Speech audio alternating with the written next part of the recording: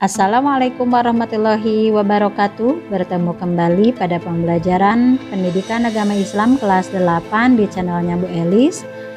Bab 14, hidup sehat dengan makanan dan minuman yang halal serta bergizi. Jangan lupa like dan subscribe-nya.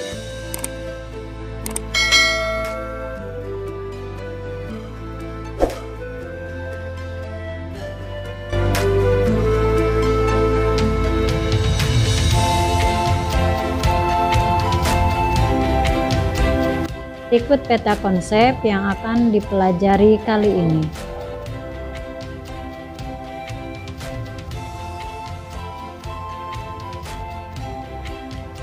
Kalian tentu pernah merasakan lapar dan haus, bukan? Pada saat lapar dan haus itu, tubuh kita menjadi lemas dan tidak bertenaga. Lalu, bagaimana agar tubuh kita menjadi segar dan bertenaga kembali? Tentu saja kalian harus makan dan minum. Kita dapat memperoleh makanan dan minuman dari berbagai sumber. Makanan dan minuman tersebut tentunya halal dan baik bagi tubuh kita. Amatilah di sekitarmu, tentu banyak makanan dan minuman yang haram. Namun, anehnya banyak masyarakat, bahkan umat Islam, mengkonsumsinya dengan berbagai alasan. Bahkan, ada yang mengkonsumsinya dengan alasan untuk pengobatan penyakit tertentu. Sementara obat yang lain masih banyak. Oleh karena itu, kita harus berusaha sekuat tenaga agar makanan dan minuman yang kita konsumsi itu halal lagi baik. Berikut ini adalah ayat yang berisi tentang perintah memakan makanan yang halal lagi baik. Bacalah dengan tartil Quran Surat An-Nahl ayat 114. A'udzu billahi minasyaitonir rajim. Fakulu mimma razaqakumullahu halalan thayyiban washkuru ni'matallahi in kuntum iyyahu ta'budun. Yang artinya, maka makanlah yang halal lagi baik dari rezeki yang telah diberikan Allah kepadamu, dan syukurilah nikmat Allah jika kamu hanya menyembah kepadanya. Quran Surat An-Nahl ayat 114. Memahami tajwid, hukum bacaan, tafhim, dan tarkib. Perlu diketahui bahwa arti dari tafhim adalah dibaca dengan tebal dan tarkik dibaca dengan tipis. Hukum bacaan tafhim dan tarkik dibagi menjadi dua, yaitu hukum bacaan lam dan hukum bacaan ro. Kedua macam hukum bacaan ini dapat diuraikan sebagai berikut. Hukum bacaan lam pada lafdzul jalalah, lafadz Allah dinamakan lafdzul jalalah. Huruf lam pada lafadz Allah tersebut disebut lam jalalah. Lam jalalah dibaca tafhim atau tebal apabila lafadz Allah didahului harokat fathah atau dhamma. Contoh lafadz lam tafhim pada kalimat fazadahumullahu. Maka lam yang bertanda panah itu dibaca tebal atau tafhim karena sebelumnya ada dhammah pada huruf mim. Contoh lain pada kalimat zahaballahu, maka di sini pun dibaca tafhim pada lamnya. Tebal ya dibacanya. Kenapa? Karena sebelumnya ada harokat fathah pada ba, maka dibaca zahaballahu. Sedangkan lam jalalah dibaca tarqiq atau tipis apabila lafadz Allah didahului harokat kasroh.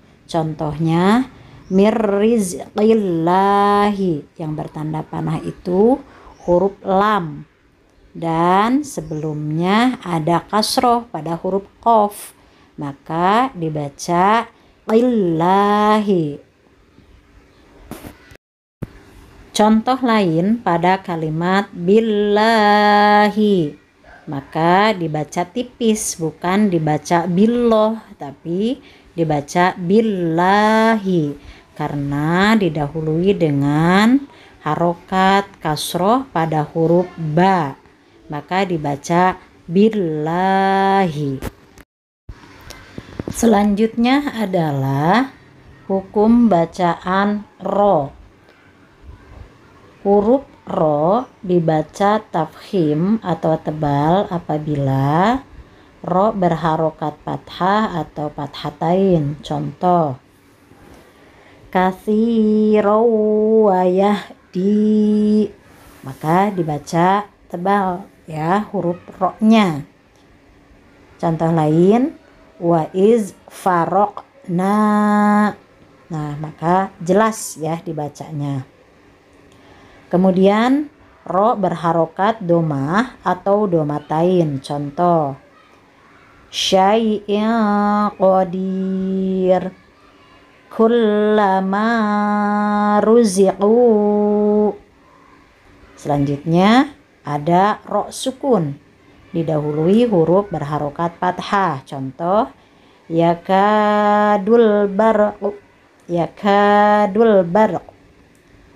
Dan yang terakhir adalah ro sukun, didahului huruf berharokat domah. Contoh, fangsurna.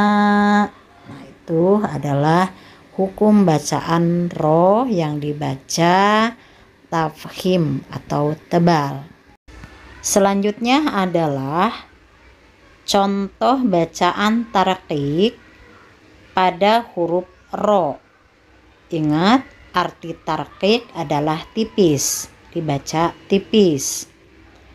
Pertama, ro berharokat kasroh atau kasrotain. Contoh, ammokir, tidak terlalu jelas ya, tipis membaca ro-nya. Kemudian kata wal fajar. Selanjutnya adalah ro berharokat yang didahului oleh ya sukun. Contoh, khobir. Kemudian ada lagi kata qadir. Itu adalah contoh ro tarqiq pada pembelajaran kali ini.